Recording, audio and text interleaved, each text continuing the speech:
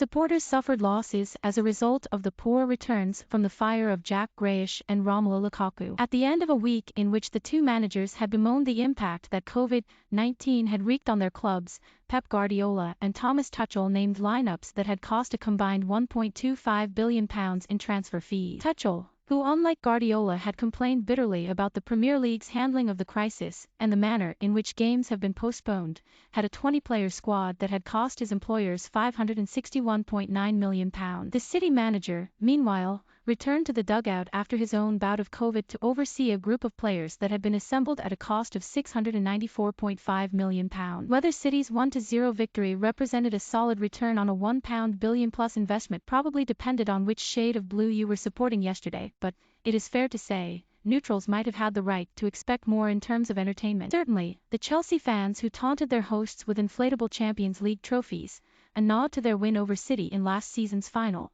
had little cause for celebration as they saw their team fall 13 points behind their rival. For City, who recorded a 12th consecutive Premier League victory yesterday, that sort of margin surely guarantees retention of their championship. As their manager noted before the game, his side have not been playing at the peak of their powers recently, but such is their superiority over even Chelsea, that City's average is more than good enough to win this division. Guardiola and his club, to their credit, have adopted a show-must-go-on attitude throughout the latest surge in cases, as well they might given their outlandish strength in depth that allowed them to start 10 full internationals in a weakened lineup in the FA Cup victory away to Swindon Town on January 7. Tuchel has been far more vocal in his complaints about the way in which the issue has been handled by the authorities, although his ire seemed reserved more for his own players yesterday as every missed pass and poor decision was greeted by touchline melodramatics from their head coach. And, ultimately, several players on both sides looked as though they might still be recovering from COVID. Jack Grealish, the most expensive player on the field and in English football,